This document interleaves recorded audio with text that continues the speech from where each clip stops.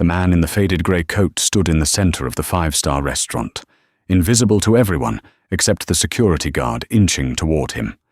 To the wealthy patrons of the Gilded Spoon, he was just an eyesore, a confused old tourist, or, worse, a vagrant who had wandered in from the cold.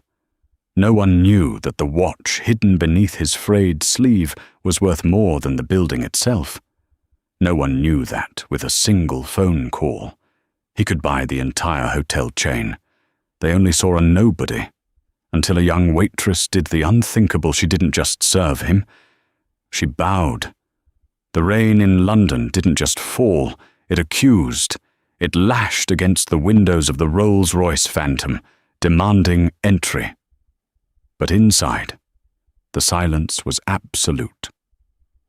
Takashi Yamamoto stared out at the blurring city lights. At 72, he was a man who owned skylines.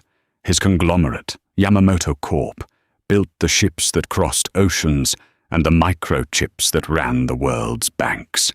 He was, by all accounts, a modern emperor. But tonight, he didn't feel like an emperor. He felt like a ghost. "Sir, are you certain about this?" The voice came from the driver's seat. Kenji, his head of security for 30 years, looked at him through the rearview mirror with worried eyes. Takashi sighed, the sound rattling slightly in his chest. "Yes, Kenji. No entourage tonight. No bodyguards. No red carpet. I just want a meal. A quiet meal where no one is trying to sell me something or ask for a loan."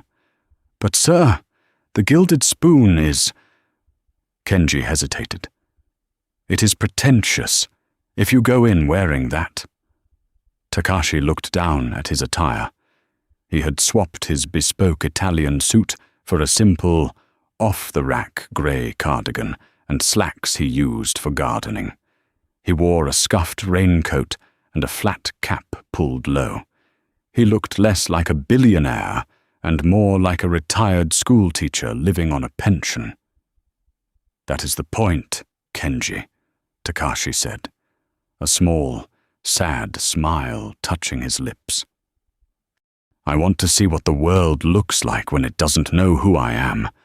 I haven't seen the truth in 50 years. He opened the door before Kenji could protest and stepped out into the biting rain. The cold stung his cheeks, a sensation that felt surprisingly good. It felt real. He walked up the marble steps of the hotel, the Grand Meridian. The doorman, a towering figure in a gold-braided uniform, was busy ushering a young couple out of a Ferrari. He didn't even glance at Takashi. Takashi slipped past him, the heavy glass doors swinging shut behind him, cutting off the noise of the street. The lobby was a cathedral of wealth. Crystal chandeliers the size of small cars hung from the ceiling, casting a warm, golden glow over the velvet furniture. The air smelled of expensive perfume and fresh lilies. Takashi navigated toward the restaurant. The Gilded Spoon. It was the kind of place where a salad cost $100, and the menu had no prices because, if you had to ask, you couldn't afford it. He reached the Maître d''s podium. The man standing there was tall, thin, and possessed a nose that seemed permanently wrinkled in disdain. His name tag read Claude. Claude was currently laughing at a joke made by a man in a tuxedo. When he finally noticed Takashi standing there, the laughter died instantly. His eyes raked over Takashi's wet raincoat, the scuffed shoes, the flat cap. "Deliveries are in the back," Claude said, his voice flat. He didn't even look Takashi in the eye. He was already turning back to his reservation book. Takashi didn't move. "I would like a table for one, please." Claude paused. He turned back slowly, an incredulous look on his face. "A table, sir. I think you are lost. The soup kitchen is 3 blocks east. This is a fine dining establishment. I have money, Takashi said quietly. It is not about money, Claude sneered, leaning forward slightly so only Takashi could hear. It is about standards. Look at you. You are dripping water on my Italian marble. You are distressing the guests. Please leave before I call security. Takashi felt a familiar flare of anger, the kind that usually ended with him firing a board of directors. But he tamped it down. He had asked for the truth. This was the truth. Is there a dress code policy displayed? Takashi asked calmly. I see a man in the corner wearing a t-shirt. Granted, it is a designer t-shirt, but a t-shirt nonetheless. Claude's face reddened. That is Mr. Sterling, a very important music producer. You are nobody. Now, leave. I will sit at the bar, Takashi said, stepping around the podium. You will not. Claude reached out to grab his arm, but stopped. A group of other guests had turned to watch. A hushed silence fell over the entrance. Claude, realizing that making a scene would be more damaging than seating the old man, let out a sharp, frustrated breath. Fine, Claude hissed. He grabbed a laminated menu, his knuckles white. Follow me, and if you disturb a single guest, you will be thrown out onto the pavement. He marched Takashi, not to a window seat, or a cozy booth, but to a small, wobbly table near the kitchen doors. It was the penalty box, the place they put people they wanted to leave. The air here was hot and smelled of dish soap and frantic cooking. Waiters sprinted past, the swinging doors creating a constant, annoying breeze. Sit, Claude commanded. He dropped the menu on the table with a thwack. Someone will be with you. Eventually. He spun on his heel and marched away, leaving Takashi alone in the noise and the heat. Takashi took off his wet coat and draped it over the back of the chair. He sat down, his joints aching from the dampness. He looked around. The restaurant was filled with beautiful people. Men in tuxedos, women in diamonds that caught the light. They laughed and toasted with crystal flutes. Not one of them looked at him. Or if they did, their gazes slid right off, as if he were a piece of furniture that had been placed in the wrong room. 10 minutes passed, then 20. Waiters rushed by with trays of lobster and filet mignon, their eyes fixed on the distant, wealthy tables. They swerved around Takashi like water around a rock. He was thirsty. His throat felt like sandpaper. He raised a hand slightly as a waiter passed. Excuse me. The waiter didn't even break stride. Not my section, he muttered, vanishing into the dining room. Takashi lowered his hand. He felt a heavy weight settle in his chest. It wasn't just the rudeness, it was the isolation. He had spent his life building an empire to connect the world. Yet here he was, more alone than he had ever been. He thought of his wife, Aiko, who had passed away 3 years ago. She would have laughed at this. See, Takashi, she would have said, without your fancy suits, you are just a grumpy old man. He missed her terribly. He closed his eyes, listening to the clatter of silverware and the hum of conversation that he wasn't part of. He decided he would wait 5 more minutes. If no one came, he would leave. He would go back to his cold hotel room, order room service, and accept that the world had no place for an old man without a crown. He checked his watch. 4 minutes left. Lily tightened her apron strings, her hands trembling slightly. She took a deep breath, trying to steady her heart rate. You need this job, she told herself. You need the tips. Rent is due in 3 days, and Mum's medication isn't covered this month. She was 23, with hair the color of wheat and eyes that always looked a little tired. She had been working at the Gilded Spoon for 3 months, and every shift felt like walking a tightrope. One mistake, one dropped fork, one wrong order, and Claude would fire her. He had been looking for a reason ever since she refused to go out for a drink with him after her first shift. Lily! She jumped. Claude was snapping his fingers at her from across the service station. "Wake up," he sneered as she hurried over. "Table 4 needs a wine refill. Table 12 wants the dessert menu. And for God's sake, stop slouching.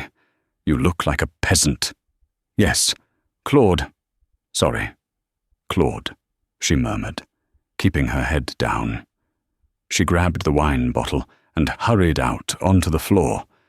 She moved with practiced grace, weaving between the tables, smiling at guests who didn't smile back.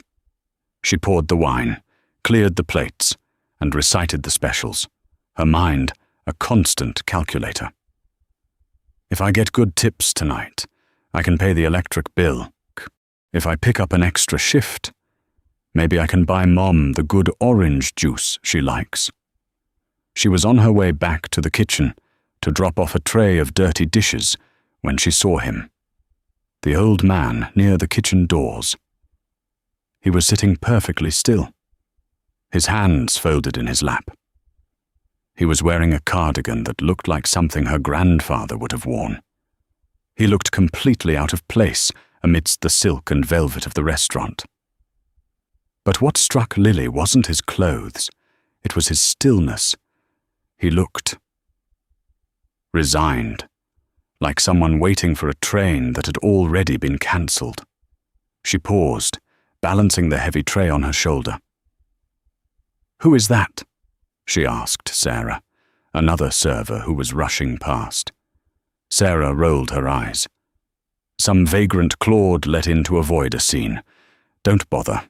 He probably can't afford water, let alone a meal. Claude said to just ignore him until he leaves." Lily looked back at the man. He was looking at his watch. The expression on his face was one of profound loneliness. It tugged at something deep inside her. She remembered her own father before he died. He had been a carpenter, a man of rough hands and soft words.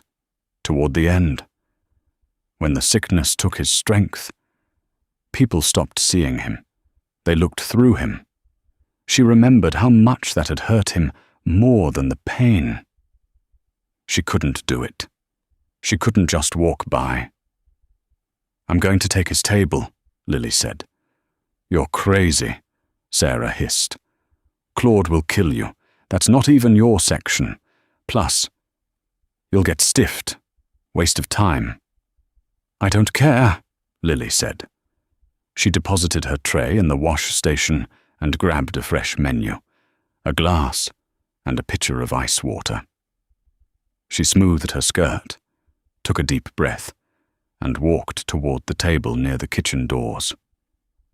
As she approached, the old man was just starting to push his chair back. He looked ready to stand up and walk out. "Sumimasen," Lily said softly. The old man froze. His head snapped up, his eyes wide. He looked at her, confusion warring with shock. Lily offered a gentle, apologetic smile. She placed the water glass down with both hands, treating the cheap glass as if it were fine crystal. Then she took a step back, placed her hands on her thighs, and bowed. It wasn't a stiff, formal bow, but a deep, respectful inclination of her upper body, a perfect psyche-ray. "I apologize for the wait, sir," she said, her voice clear and warm, and she said it in fluent, elegant Japanese. "Omatase tashimashita, irashaimase." Takashi Yamamoto stared at her. For a moment, the noise of the kitchen, the clatter of the restaurant, and the arrogance of Claude all faded away. He was back in Kyoto. He was home. He slowly sat back down. He looked at this young woman tall, blonde, clearly Western, and then listened to the echo of her perfect pronunciation. It wasn't the Japanese of a tourist who learned a few phrases from anime.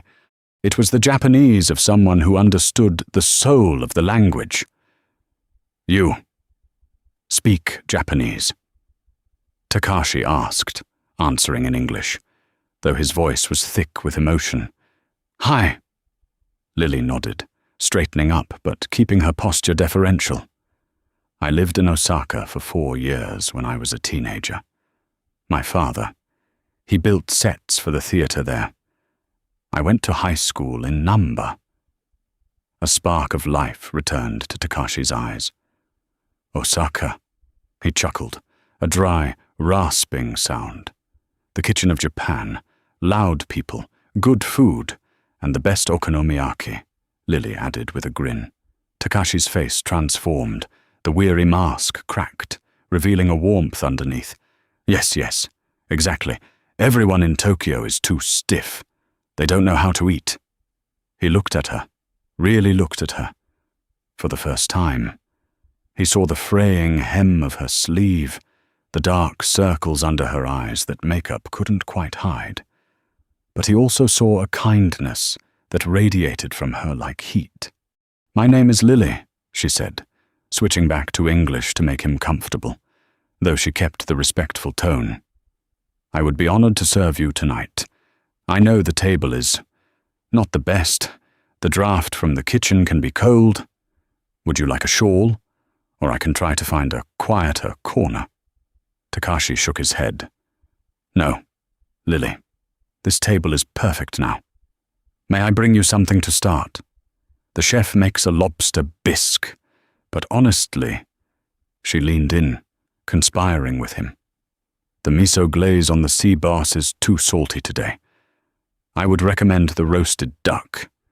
It is simple, but honest. Takashi felt a lump form in his throat. She wasn't trying to upsell him the most expensive item. She was protecting him. She was treating him like a grandfather, not a wallet. I will have the duck, Takashi said softly. And do you have sake? We do. Lily hesitated. But it is very overpriced and not very good quality. We have a Pinot Noir that pairs beautifully with the duck, and it is the house wine, so it is quite reasonable. She was trying to save him money. She thought he was poor, and she was trying to save him embarrassment. The Pinot Noir sounds wonderful, Takashi said. I will be right back.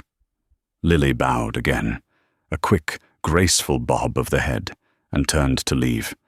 As she walked away, Takashi watched her. He saw Claude intercept her near the bar.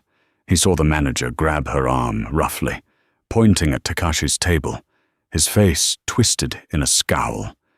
Takashi couldn't hear the words, but he saw Lily shrink back. He saw her whisper something, likely an apology, and then hurry toward the kitchen. Takashi's hands clenched into fists on the tablecloth. The invisible emperor was beginning to wake up, and he was not pleased. He reached into his pocket and pulled out his phone.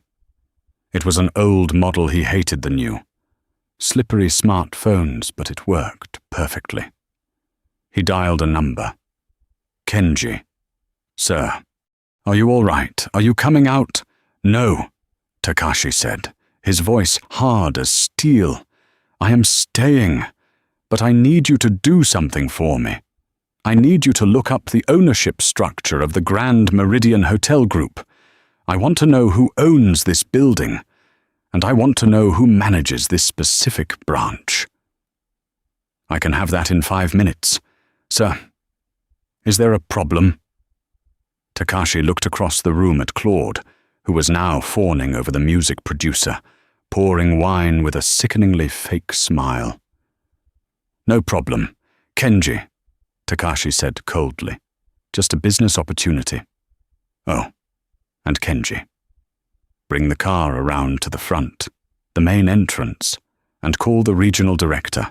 Tell him Takashi Yamamoto is dining at his hotel, and he is receiving interesting service. Understood, sir. Takashi hung up. He smoothed the napkin over his lap. Lily returned with the wine. Her hand was shaking more noticeably now, and her eyes were red-rimmed. She had been crying. "Here you are, sir," she said, her voice striving for cheerfulness, but cracking in the middle. Takashi looked at her gently. "Did he reprimand you for talking to me?" Lily looked away. "It's fine. He just likes things to be a certain way. I shouldn't have spent so much time chatting. I'm sorry. Do not apologize for kindness."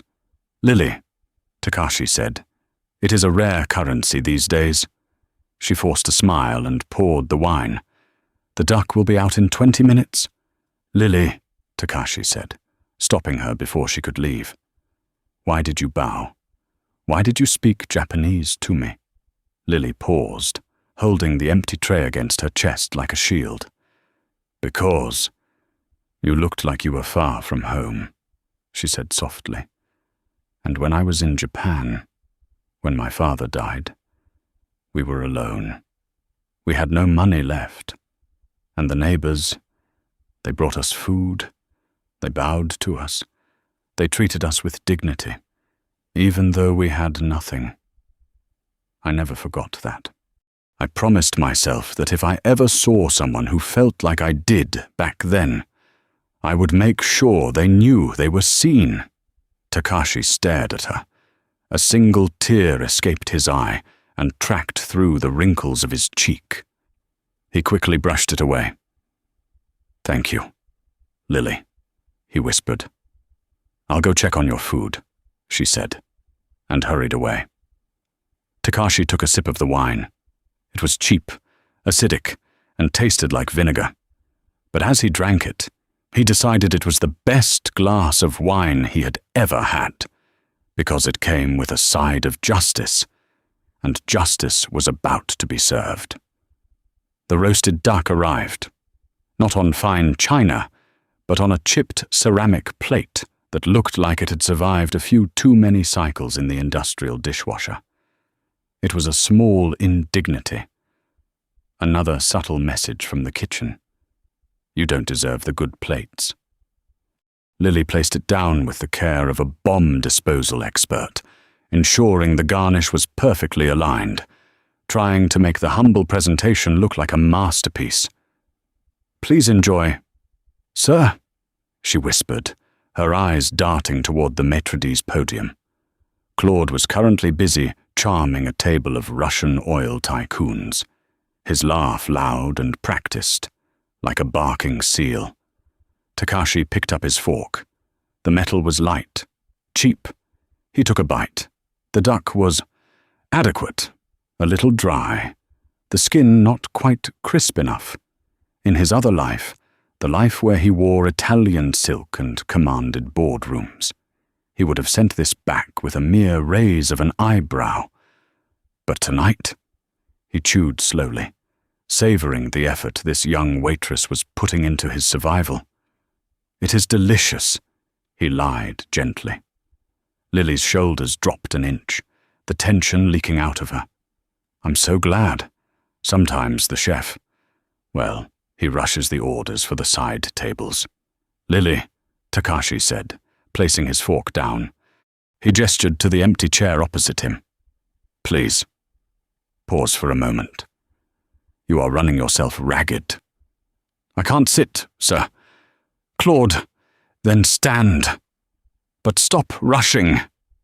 He looked at her, his dark eyes piercing.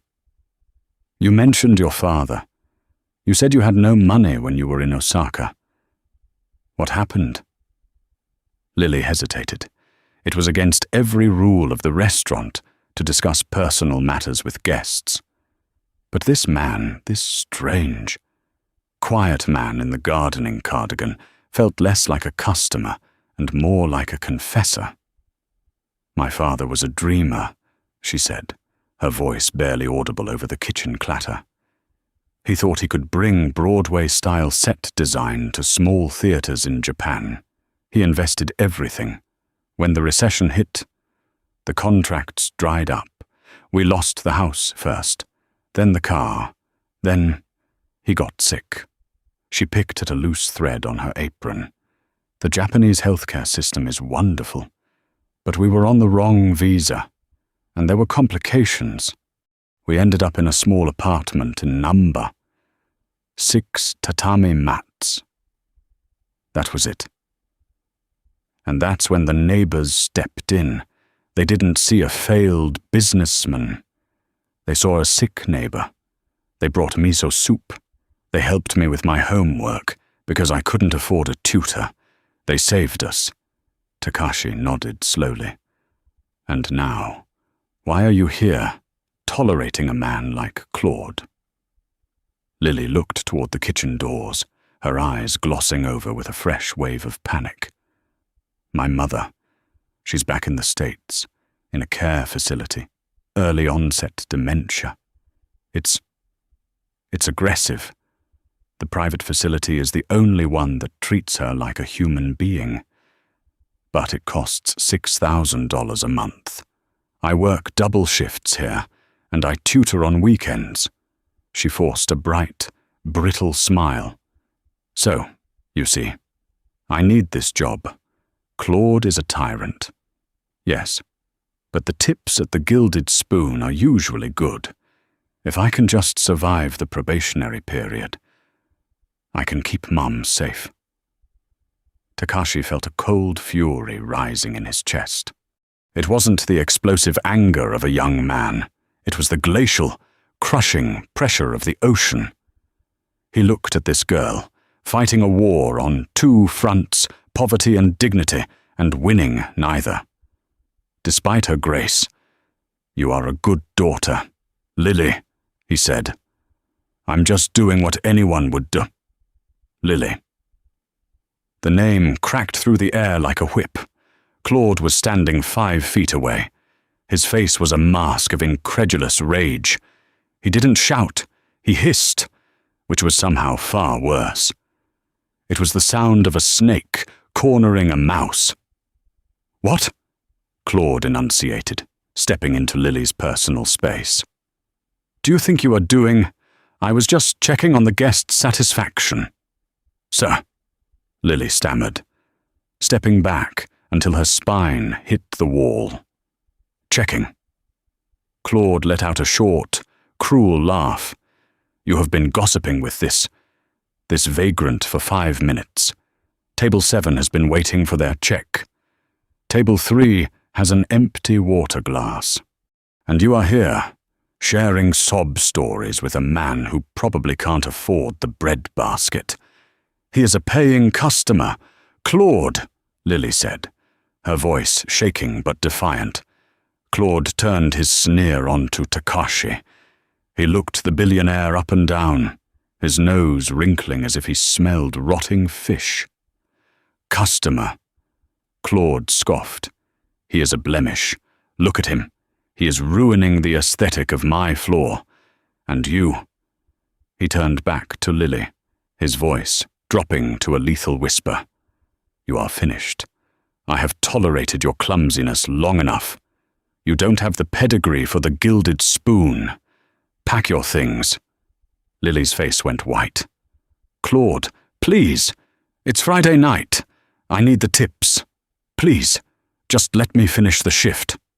"No," Claude said, enjoying the power. "You are fired. Get out. Now. Wait," Takashi said. He didn't raise his voice. He didn't stand up. He simply spoke the word with the weight of an anvil dropping. Claude turned to him, annoyed. "Excuse me, you do not speak to me. In fact, you are leaving too. Finish your duck and get out, or I will have the police remove you for loitering." Takashi picked up his napkin and dabbed the corner of his mouth. He moved with agonizing slowness, ignoring Claude's sputtering impatience. "I have not finished my wine," Takashi said calmly. "You..." Claude's face turned purple. "And Takashi continued. "I believe I ordered dessert. The bill, when it comes, will be paid in full. Until then, I am a patron of this establishment, and this young woman is my server. If you remove her before I have finished my meal, I will consider it a breach of contract." Claude stared at him, mouth agape. The sheer audacity of the old man baffled him, but Claude was a coward at heart, and he knew the laws. Technically, he couldn't throw a paying customer out just for being old and poorly dressed, not without a valid reason. "Fine," Claude spat. He jabbed a finger at Lily. "You stay until he leaves. But the moment his bill is paid, you're out the door. Don't expect a reference, and don't expect to keep your tips." He spun on his heel and stormed off toward the VIP section, smoothing his suit jacket, desperate to wash the poverty off his aura. Lily was trembling so hard the empty tray in her hands rattled against her buttons. Tears were streaming freely now, ruining her mascara. "I'm so sorry," she whispered to Takashi. "I'm so sorry you had to see that." "Do not apologize," Takashi said, his voice hard. "Dry your eyes.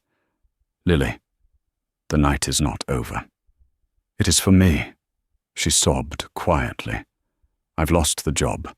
I don't know how I'm going to pay for Mom's meds next week." Takashi reached into his pocket. He bypassed his wallet and touched the cold metal of his phone again. It vibrated once, a text message from Kenji. "Asset acquired. The regional director is in the lobby. We are coming in." Takashi looked at Lily. "Lily, do you trust me?" She looked at him, confused. I don't know you, sir." "You bowed to me," Takashi said. "You saw me when no one else did. Now, I am asking you to trust me for 10 more minutes. Can you do that?" She wiped her face with the back of her hand, sniffling. She looked into his eyes that were no longer weary, but burning with a strange, intense light. "Okay," she whispered. "Okay." The atmosphere in the Gilded Spoon shifted subtly at first. It started with the sound of the front doors. Usually, the doors opened with a soft whoosh to admit a couple or a small group. This time, the doors were thrown open and held. The cold wind from the street blew into the lobby, but no one complained. 2 men in black suits entered first. They weren't hotel security. They were something else entirely. They wore earpieces and moved with the precise, predatory grace of panthers.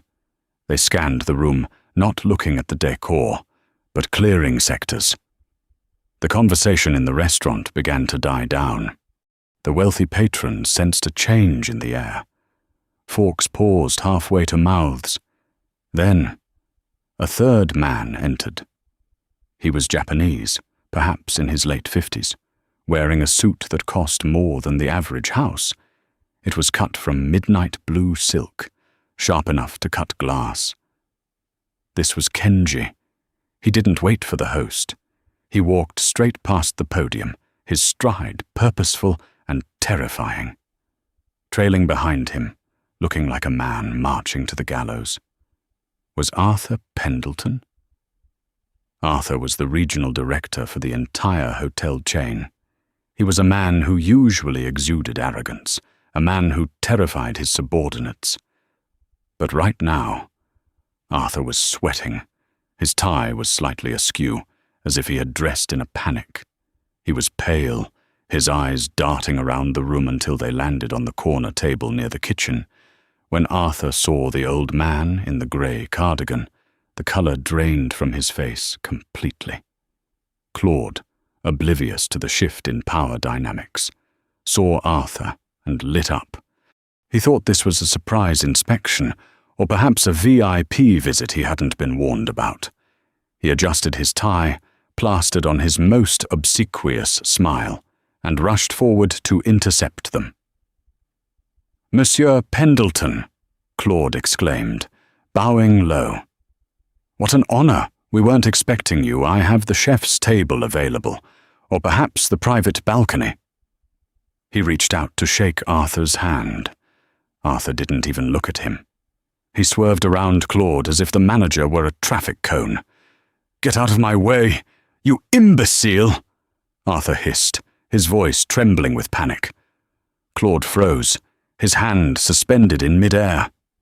Sir. Arthur ignored him. He was practically running now, trying to keep up with Kenji. The entire restaurant was silent. The music producer, the oil tycoons, the models everyone was watching. They watched as the impeccably dressed Kenji and the terrified regional director marched past the best tables, past the fountain, past the bar, and headed straight for the penalty box near the kitchen doors. Lily was standing by the table, holding the water pitcher, frozen in fear. She thought they were here to arrest the old man. She thought maybe he had stolen the meal. She instinctively stepped in front of Takashi, shielding him. "Please," Lily said, her voice shaking. "He hasn't done anything wrong. He's just eating dinner." Takashi looked up at her, surprised by this final act of protection. A genuine smile touched his lips. Kenji stopped 3 feet from the table. He looked at Lily, then at Takashi. He brought his heels together and bowed. It wasn't a casual bow. It was a 90-degree bend at the waist, a bow reserved for royalty or heads of state. He held it for a full 3 seconds. "Yamamoto-sama," Kenji said, his voice deep and respectful. "I have the papers, and the car is waiting." Arthur Pendleton, the regional director, threw himself into a bow so deep his nose almost touched his knees. He was shaking visibly. "Mr. Yamamoto," Arthur choked out, sweat dripping onto the floor. "Mr. Yamamoto, I had no idea. This is a catastrophe. Please accept my deepest, most humble apologies." The entire restaurant gasped. The name Yamamoto rippled through the room like a shockwave.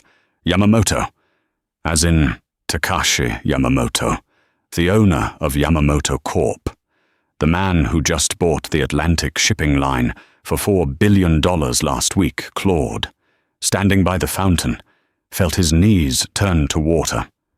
The blood roared in his ears. He looked at the old man in the gardening clothes, the man he had tried to throw out, the man he had sat next to the swinging kitchen doors. "Oh God," Claude thought. "Oh dear God." Takashi slowly wiped his mouth with the napkin one last time. He placed it on the table. He didn't look at Kenji or Arthur yet. He looked at Lily. "Lily," Takashi said gently, "thank you for the water, and for the protection." Lily was staring at him, her mouth slightly open. You are." "I am just a man who wanted a quiet dinner," Takashi said. He finally stood up. As he rose, the transformation was instant. The slump in his shoulders vanished. His chin lifted. His eyes, previously warm and grandfatherly, turned into chips of obsidian. He was no longer the vagrant. He was the emperor. He turned to Arthur Pendleton. "Mr. Pendleton," Takashi said. His voice was quiet, but it carried to the back of the room. "I have stayed at your hotels in Tokyo, in New York, and in Paris. They are excellent." "Thank you, sir. Thank you," Arthur stammered. Still bowed. "However," Takashi continued, his voice dropping a few degrees, "it seems standards in London have slipped. I walked in here tonight, and I was judged not by my character, but by my coat. I was seated by the garbage. I was ignored. "I will fire everyone," Arthur blurted out. "I will fire the whole shift. Just say the word." "No," Takashi said sharply. "That is the easy way out. You do not fix a rotting house by painting over the cracks. Takashi walked slowly toward the center of the room. The guests parted for him. He stopped in front of Claude. Claude was trembling so violently, his teeth were chattering. He couldn't meet Takashi's eyes. "You," Takashi said. Sir. Claude squeaked. "You told my server that she did not have the pedigree for this establishment." Takashi said, "You told me I was a blemish. I didn't know. I thought. You thought I was poor." Takashi finished for him. "And that is the problem. If you had treated me with respect because you knew I was rich, you would still be a terrible man. Kindness that is purchased is not kindness. It is a transaction." Takashi turned back to Kenji. "Kenji, what is the status of the acquisition?" Kenji pulled a tablet from his jacket. "The board of the Grand Meridian Group was contacted 10 minutes ago. Given the generous premium you offered over the market share price, they have accepted the emergency motion. The paperwork is being digitalized now. Technically, as of 3 minutes ago, you are the majority shareholder of this specific property." A collective gasp went through the room. Takashi hadn't just complained to the manager. He had bought the hotel. Takashi looked at Claude. "Did you hear that?" Claude nodded, tears streaming down his face. "Yes, sir." "Good," Takashi said. "Because, as the new owner, I have some changes to make regarding the staff." He pointed a finger at Claude. "You are fired. You will leave the premises immediately. You will not clear out your locker. You will not speak to anyone. You will simply go." Claude opened his mouth to beg, but Kenji stepped forward, his hand resting on the hilt of something beneath his jacket, or perhaps just resting on his hip. But the threat was clear. Claude hung his head, turned, and walked out the front door, the silence of the room amplifying his shame. Takashi turned back to the table near the kitchen. He walked over to Lily, who was still standing there, holding the water pitcher, looking like she was in a dream. "Lily," Takashi said softly. "Yes, Mr.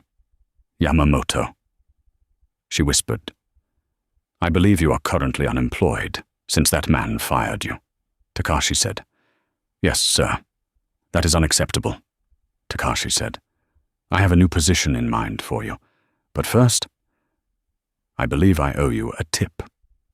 The silence in the Gilded Spoon was absolute.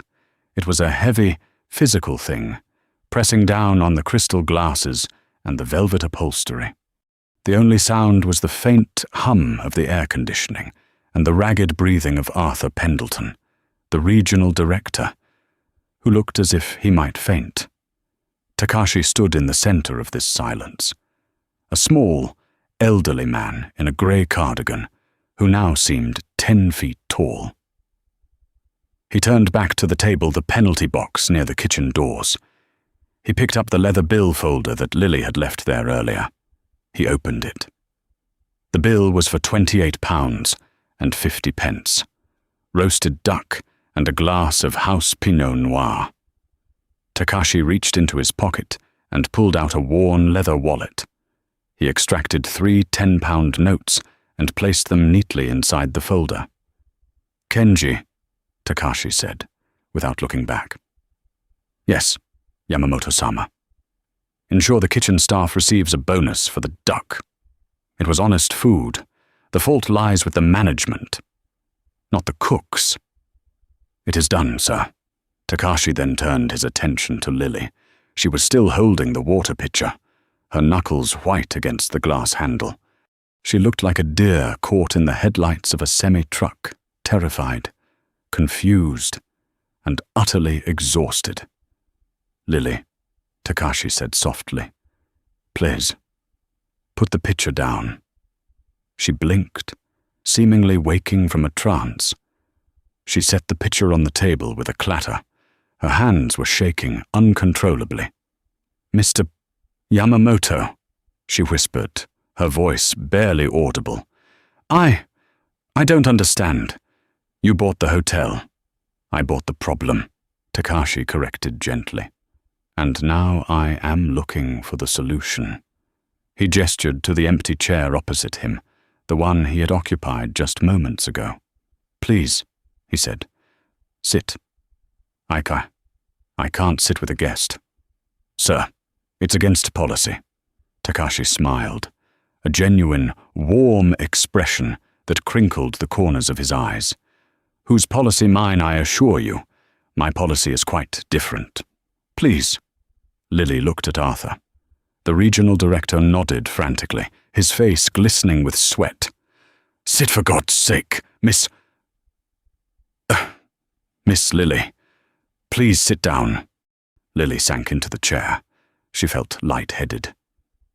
Across the room, Sarah, the waitress who had ignored Takashi, was watching with her mouth agape, a tray of dirty martini glasses forgotten in her hands. Takashi pulled a chair from a nearby table, dragging it across the floor himself, waving away Kenji's offer to help, and sat facing her. He wasn't sitting at the table like a diner. He was sitting close, knee to knee, like a grandfather speaking to his granddaughter. "You mentioned your mother," Takashi said. His voice was low, intimate, cutting out the rest of the room. "You said she is in a facility, early onset dementia." Lily flinched. The mention of her mother was an open wound. "Yes, it's hard. The bills are piling up. That's why I couldn't lose this job." Takashi nodded slowly. He reached into his inside pocket and pulled out a handkerchief. He handed it to her. "My wife, Aiko," Takashi began, his eyes drifting to a point in the distance. "She did not have dementia. She had cancer. But the end is the same. The forgetting, the pain, the feeling that you are losing them by inches, day by day." Lily took the handkerchief, clutching it tight. "I'm sorry. I had all the money in the world," Takashi continued, his voice thick with a sorrow that never truly healed. "I could buy hospitals. I could fly in specialists from Switzerland. But I could not buy her time, and I could not buy the one thing she wanted most." "What was that?" Lily asked, forgetting for a moment that she was speaking to a billionaire. "Dignity," Takashi said. She hated being treated like a patient. She wanted to be treated like Aiko, like a person. He looked at Lily intently. "Tonight, you gave me dignity. You did not know who I was. You saw an old, wet man who was likely poor, and you gave him the same bow you would give an emperor. That is not training. Lily, that is character." He leaned back and signaled to Kenji. Kenji stepped forward, holding a sleek, black tablet. He tapped the screen a few times and then held it out for Lily to see. It was a bank transfer authorization. "I cannot cure your mother," Takashi said softly. "I wish I could, but I can ensure that her final years, or however long she has, are spent in comfort, and I can ensure that her daughter does not have to break her back carrying trays to pay for it." Lily looked at the screen. The number was staggering. It wasn't a tip. It was enough to buy a house. I can't accept this," Lily gasped, pushing the tablet away. "Sir, this is too much. I just brought you water and duck. I didn't save your life. You saved my faith," Takashi said firmly. "I came here tonight looking for a reason to keep building, to keep working. I felt the world had become cold and transactional. You proved me wrong." He took the tablet from Kenji and placed it on the table. "But this is not a gift," Takashi added, a glint of steel returning to his eyes. "It is a retainer, A retainer? Yes. Takashi stood up, smoothing his cardigan. I am firing the management of this hotel. I need someone who understands what true hospitality is. Not the hospitality of expensive wine and fake smiles, but the hospitality of the heart, omotenashi. He looked down at her. I am offering you a job. Lily, not as a waitress, but as the director of guest experience for the Yamamoto Global Group. Your job will be to travel to my hotels in Tokyo, New York, Dubai, and teach them what you did tonight. Teach them how to see the invisible people. Lily sat stunned. The air left her lungs. Me, but I didn't even finish college. You are the only person in this building who knows what matters, Takashi said. Will you take the job? The lobby of the Grand Meridian was usually a place of transient ghosts, people passing through, leaving no mark. But tonight, the energy was vibrating. Takashi walked toward the exit, his step lighter than it had been in years.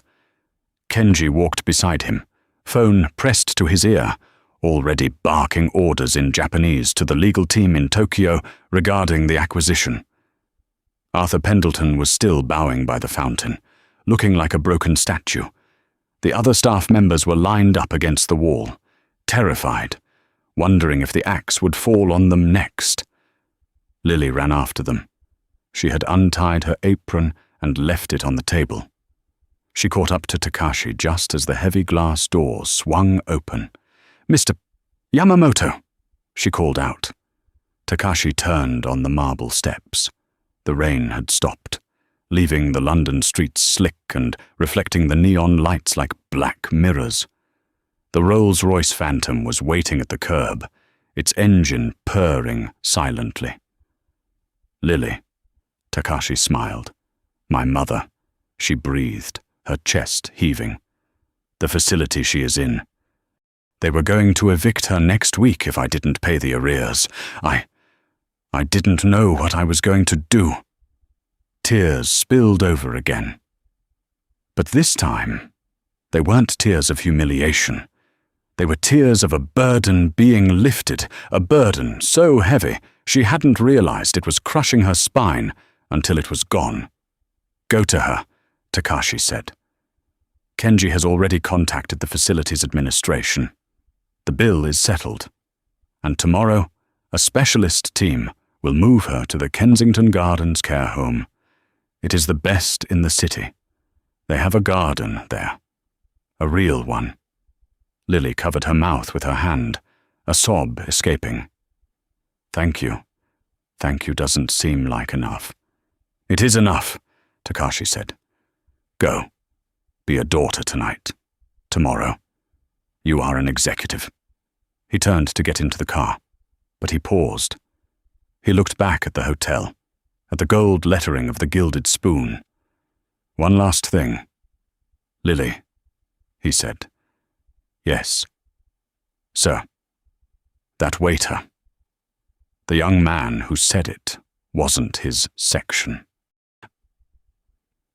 Mark, Lily asked. Yes, Mark. Takashi's eyes narrowed slightly. Keep him. Lily was surprised. Keep him after he ignored you. Yes, Takashi said. Because he is young, and he is foolish. He thinks service is about rules. You will teach him that service is about people. If he cannot learn, then you fire him, but give him the chance to see the truth. Everyone deserves one chance to open their eyes. Lily nodded, a newfound strength straightening her posture. She wasn't just a waitress anymore. She felt the shift in her own soul. I will. I promise.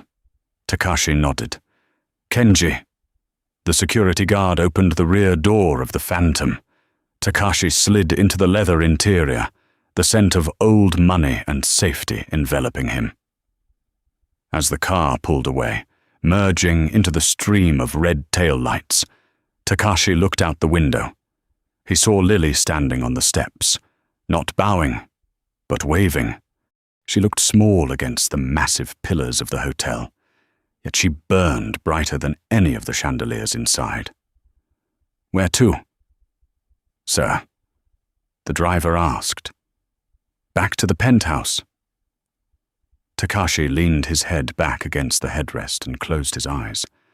For the first time in months, the ache in his chest, the hollow space Aiko had left, felt a little less vast. "No," Takashi said softly. "Drive around for a while. I want to see the city." "Sir." Kenji turned from the front seat. "Are you sure it has been a long night?" "I'm sure," Takashi said. "The city looks different tonight. Kenji, I want to see who else is out there, who else is invisible." He touched the window glass, watching the blur of London pass by. "Besides," Takashi murmured, a small smile playing on his lips, "I believe I have a lot of work to do. I have to rewrite the employee handbook." Back at the hotel, the chaos was just beginning. Arthur Pendleton was frantically on the phone with corporate headquarters, trying to explain how he had lost a flagship property in under an hour. Claude was being escorted out by security, clutching a box of personal items, his expensive suit now looking like a costume for a play that had been cancelled. But in the center of the restaurant, Lily stood. She picked up the tray she had abandoned earlier. Sarah walked up to her, her face a mixture of jealousy and awe. "So, you're the boss now? Seriously?" Lily looked at the tray. Then she looked at the table where the old man had sat. "No," Lily said, her voice steady. "I'm not the boss. I'm just the one who's going to make sure we don't miss the next one." She looked at Sarah. "Go check on table 4. Their water is low." And Sarah, "Yeah, look them in the eye." Lily turned and walked toward the kitchen, not to clear dishes, but to find the chef. She had a lot to do, and for the first time in her life, she wasn't afraid of tomorrow. 1 year later, the rain in London was just as cold, but inside the Gilded Spoon, the atmosphere had warmed considerably. The velvet ropes were gone. The Maître d''s podium, once a fortress of exclusion, had been lowered to eye level, and at the entrance, a sign now read, "Everyone is welcome. Jackets optional. Kindness mandatory." Lily stood near the kitchen doors, adjusting the cuff of her blazer. She no longer wore the stained apron of a terrified waitress. As the director of guest experience for Yamamoto Global, she wore a tailored suit, but her eyes scanned the room with the same attentive care she had always possessed. She watched Mark, the young waiter who had once ignored a beggar. He was currently kneeling beside a table, patiently explaining the menu to an elderly couple who looked confused by the options. He wasn't rushing. He wasn't looking for a better table. He was present. Lily smiled. He had learned. The heavy glass doors opened, and a hush fell over the room, not of fear, but of reverence. Takashi Yamamoto walked in. He wasn't wearing the grey gardening cardigan today, but he wasn't wearing a tuxedo either. He wore a simple, comfortable suit, and he walked with a cane. Beside him was Kenji, looking less like a bodyguard and more like an old friend. "Mr. Yamamoto." The greeting rippled through the staff. Takashi waved them down gently. He walked straight to Lily. "You look tired," Takashi observed, though his eyes twinkled. "The Tokyo opening last week was demanding. I hear." "It was," Lily admitted, bowing deeply, a reflex she never lost. "But the team there is ready. They understand omotenashi now." "And your mother?" Takashi asked softly. Lily's smile brightened the room. She is planting tulips in the garden at Kensington. She remembers my name most days now. The stress, the fear, it's gone. You gave us that. No. Takashi shook his head. You gave that to yourself. I just balanced the scales. He walked past her toward the corner table near the kitchen, the penalty box. It had been transformed. It was no longer the worst seat in the house. It was now draped in the finest white linen, illuminated by a dedicated spotlight. A single plaque was embedded in the wall above it. It read, "The Gardener's Table. Reserved for the invisible guest." It was never sold. It was kept empty every night. A reminder to every staff member that the most important guest might be the one nobody notices. "Are you hungry?" Lily asked. "The chef has improved the duck. The skin is crisp now." Takashi chuckled. "Actually, I'm craving something else. Do you still have that terrible house, Pinot Noir?